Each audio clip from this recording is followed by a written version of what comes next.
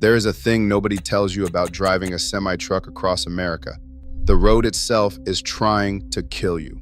Not metaphorically, literally. There are stretches of American highway where the gradient is so steep, the weather so sudden, the curves so sharp, that professional drivers, people who have logged 1,000,000 miles, still grip the wheel a little tighter and say a quiet word to whoever might be listening. This is not a list of inconvenient roads. This is a list of roads where the margin between arriving and not arriving is measured in inches, seconds, and luck. Why trucking routes kill. Here is something that most people who drive passenger cars do not understand about trucks.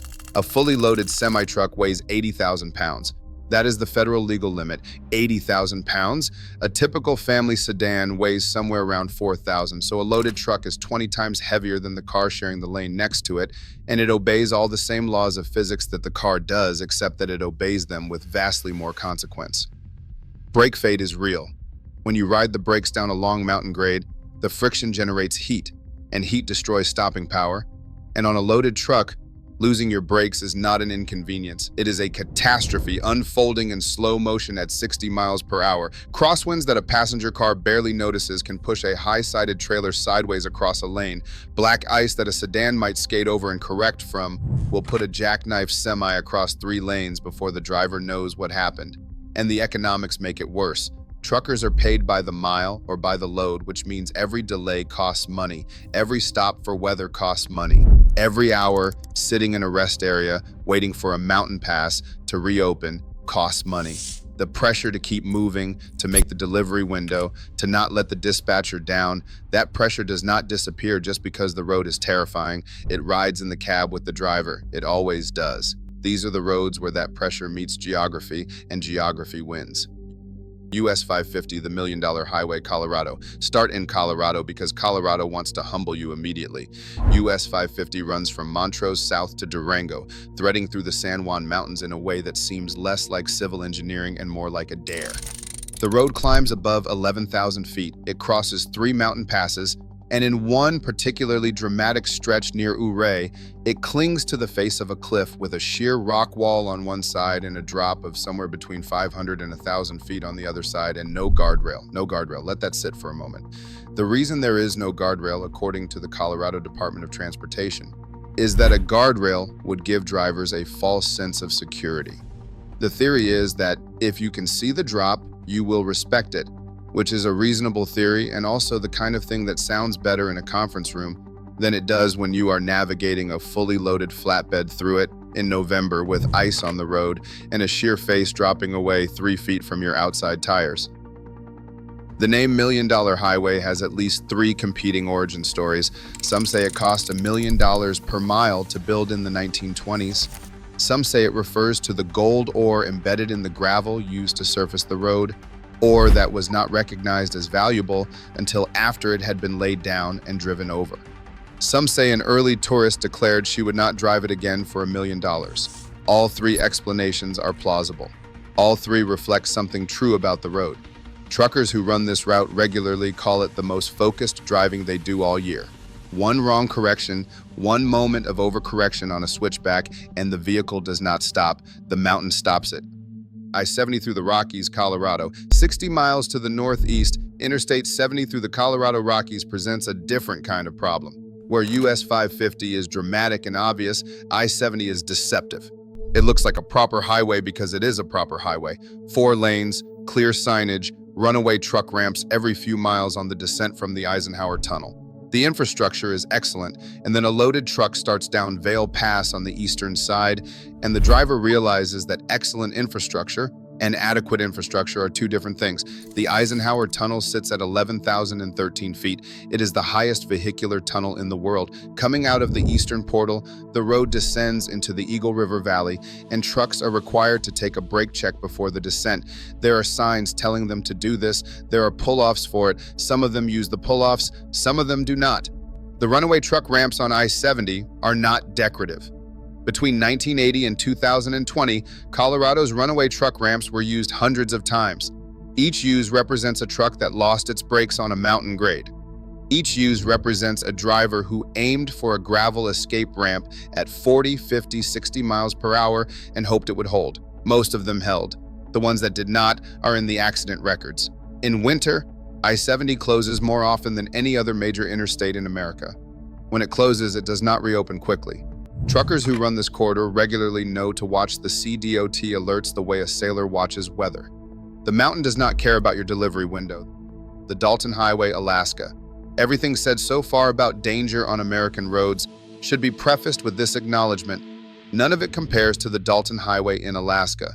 The Dalton Highway runs 414 miles from the Elliott Highway Junction, north of Fairbanks, all the way to Dead Horse, Alaska, on the Arctic Ocean. It was built in 1974 to service the Trans-Alaska Pipeline. If you have seen the television show Ice Road Truckers, you have seen a version of this road that has been made more dramatic for television, which is remarkable because the actual road requires no dramatization whatsoever. Most of it is unpaved. The paved sections end and begin without warning. The road crosses the Brooks Range through Adigan Pass, the highest highway pass in Alaska at 4,800 feet, where the grades hit 12% and the wind can stop a loaded truck in its tracks. Temperatures drop to -70 degrees Fahrenheit in winter. There is one gas station between Fairbanks and Dead Horse at a place called Coldfoot, which is roughly the midpoint.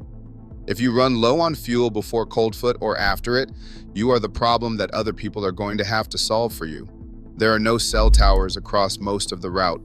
The road crosses rivers on bridges that the pipeline company built and that the state of Alaska has been maintaining with varying degrees of enthusiasm ever since. Gravel thrown up by passing vehicles has destroyed so many windshields that truckers running the Dalton carry replacement glass the way the rest of us carry a spare tire. And yet the trucks run. They have to run.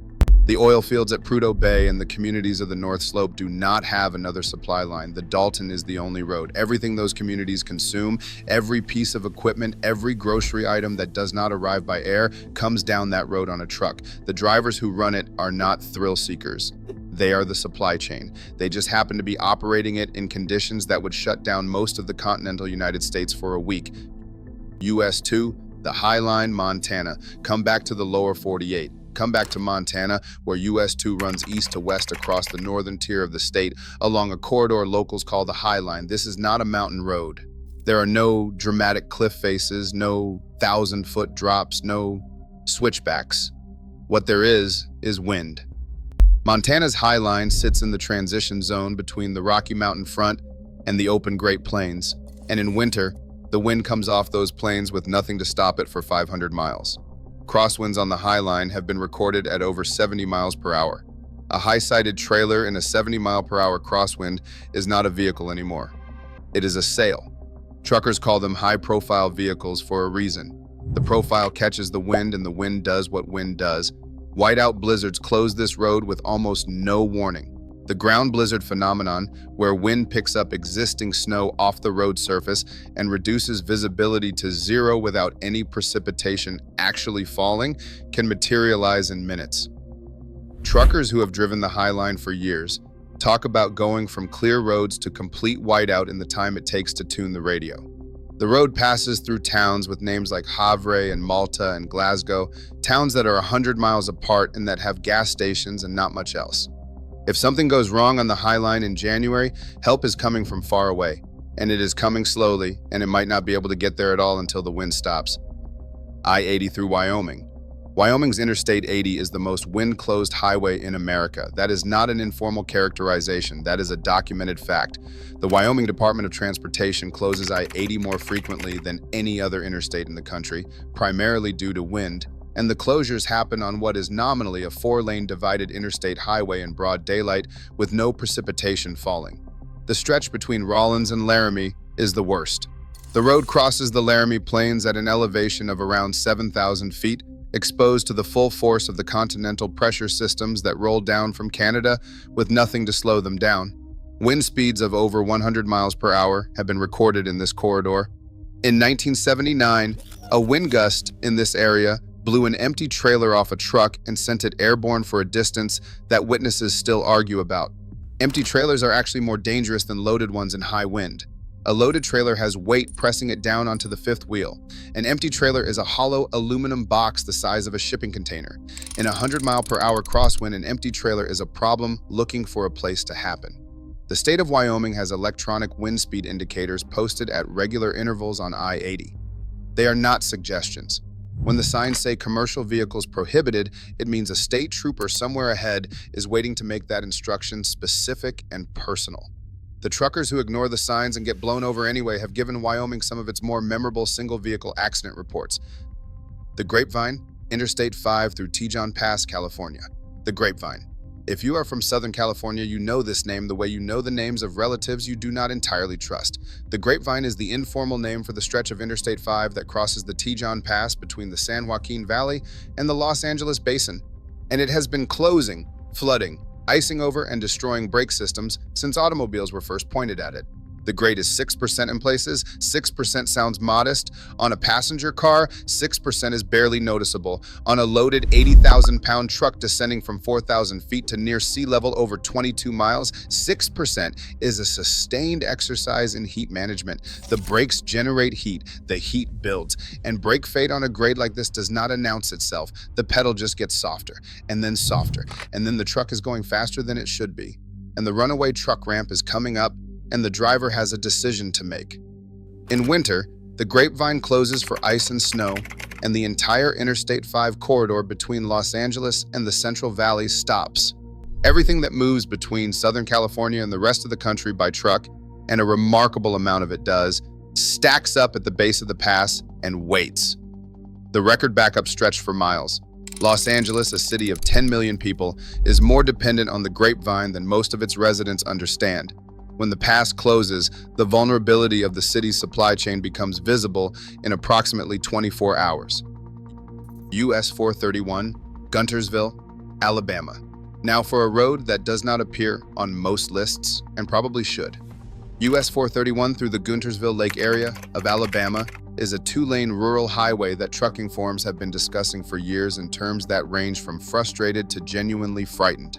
The road crosses multiple bridges over Guntersville Lake with approaches that combine tight curves, inadequate sightlines, and weight limits that are posted but not always enforceable. The bridges are narrow.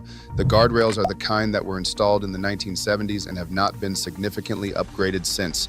The combination of heavy truck traffic, narrow lanes, and the way the road transitions from rural two-lane to bridge approach to rural two-lane again gives drivers very little room to correct mistakes. Locals know this road. Truckers who run it regularly know this road. The problem is that GPS routing, which sometimes lacks the nuance to distinguish between a road that is passable and a road that is advisable, occasionally routes heavy trucks onto it anyway. And a driver following a GPS through unfamiliar territory in Alabama does not always know until he is already in the approach that the bridge he is crossing was not designed for the load he is carrying. This is a specific and underreported kind of road danger in America, not the dramatic mountain pass, not the blizzard corridor, just a road that has not been adequately maintained for the traffic it carries in a county that does not have the budget to fix it, routed by an algorithm that does not know the difference. Interstate 40 through the Mojave Desert. Interstate 40 through the Mojave Desert does not look like a dangerous road. It is flat, it is straight. In some stretches, you can see 20 miles in either direction. What it is, in summer, is a thermal environment that is hostile to rubber, fuel systems, and human judgment in ways that are not immediately obvious. The pavement surface temperature on Interstate 40 through the Mojave in July can reach 150 degrees. Tire pressure increases roughly 1 pound per square inch for every 10 degrees of temperature increase. A truck that left Albuquerque with properly inflated tires will arrive in Barstow with significantly higher pressure in each one. Underinflated tires generate heat through flexion.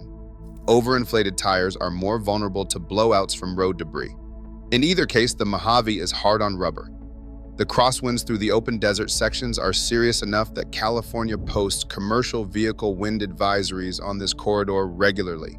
The combination of a high-profile trailer, desert heat affecting tire integrity, and a sustained crosswind at highway speed is a combination that experienced drivers treat with deliberate respect. There's also the small matter of what happens if the truck breaks down. In July, in the Mojave, with no shade and a 3-digit air temperature, the truck is not the only thing that overheats. Monteagle Mountain, Interstate 24, Tennessee. Tennessee has a grade that southeastern truckers talk about the way soldiers talk about a particular hill. Monteagle Mountain on Interstate 24 is a 6% descent of about 5 miles, and it has been eating brake systems since the interstate was completed in the early 1970s. The Tennessee Department of Transportation has placed brake check areas at the top of the grade and has posted signs at regular intervals reminding drivers of their current speed and the distance remaining to the bottom. The signs are informative. They are also somewhat alarming when you are reading them from the cab of a truck that is already moving faster than you intended. Monteagle has a particular seasonal character. In summer, it is merely aggressive. In winter, when the grade ice is over, it becomes something else. Ice on a 6% grade with an 80,000-pound truck that has lost effective braking is an event that does not stay on the road. It goes wherever physics takes it. The community of Monteagle at the bottom of the grade is aware of this dynamic in a way that most communities situated near interstate highways are not. They have watched trucks come off that grade in conditions that no amount of warning signage could fully compensate for. The runaway truck ramps on this descent have been used. They will be used again. US 2, Stevens Pass, Washington. Stevens Pass on US 2 in Washington State is not famous. That is part of the problem. It sits in the Cascade Range between the agricultural east side of Washington and the population centers of Puget Sound, and it carries a significant volume of truck traffic that has to cross the mountains one way or another. Stevens Pass is one way. The pass sits at 4,061 feet and is in avalanche terrain. The Washington State Department of Transportation closes this highway for controlled avalanche mitigation, which is the technical description of shooting artillery at a mountainside to knock the snow loose before it comes down on its own. When the highway is closed for avalanche control, it is closed. There is no alternate route that does not add 3 hours to the trip. In winter, Stevens Pass can receive over 400 inches of snow in a season. The road narrows, the shoulders disappear under snowpack, the visibility drops. The trucks that have to be on the other side of the mountains by morning keep moving anyway because the freight does not know it is snowing and the grocery store does not know the pass is dangerous and the dispatcher is calling on the satellite phone asking for an ETA. Interstate 90 through the South Dakota Badlands. Interstate 90 through the Badlands of South Dakota has a quality that makes it uniquely hazardous in a way that takes a moment to explain. It does not look dangerous. The road is straight, the terrain is relatively flat, there are 2 lanes in each direction. In summer, it is a pleasant drive through genuinely dramatic landscape. In winter, it becomes a cold weather trap. The Badlands geography channels wind across the highway in ways that create localized blizzard conditions, even when the nearest weather station is reporting manageable conditions. Flash ice, ice that forms suddenly on a road surface that was clear minutes before, is a documented phenomenon on this stretch. And the distances between exits and services means that a truck in trouble on this road is a truck that is going to be in trouble for a while before anyone can reach it. South Dakota winters are not polite. They do not announce themselves adequately. The state's Department of Transportation does its best, but the Badlands in January are operating on their own schedule, and that schedule does not include consideration for freight deadlines. The Cajon Pass, Interstate 15, California. The Cajon Pass on Interstate 15 south of San Bernardino is the gateway from the Mojave Desert into the Los Angeles Basin, and it has one of the highest volumes of truck traffic in the western United States. Everything coming from Las Vegas, from Arizona, from the distribution centers of the Inland Empire funnels through Cajon Pass into the basin. The descent is steep and sustained. Trucks take the truck lanes on the right side and are supposed to maintain controlled speeds. In 1988, a runaway truck on the Cajon Pass descent lost its brakes, struck other vehicles, and triggered a fire that burned for days, closing the pass and making national news. That accident is embedded in the institutional memory of everyone who runs this corridor. The pass also sits in one of the windiest corridors in Southern California.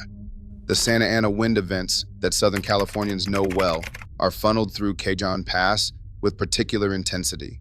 High-profile trailers in a Santa Ana wind event on a steep descent are experiencing 2 different threats simultaneously. The grade wants to accelerate them. The wind wants to push them sideways. These are not cooperative forces. US 93, the Idaho-Nevada corridor.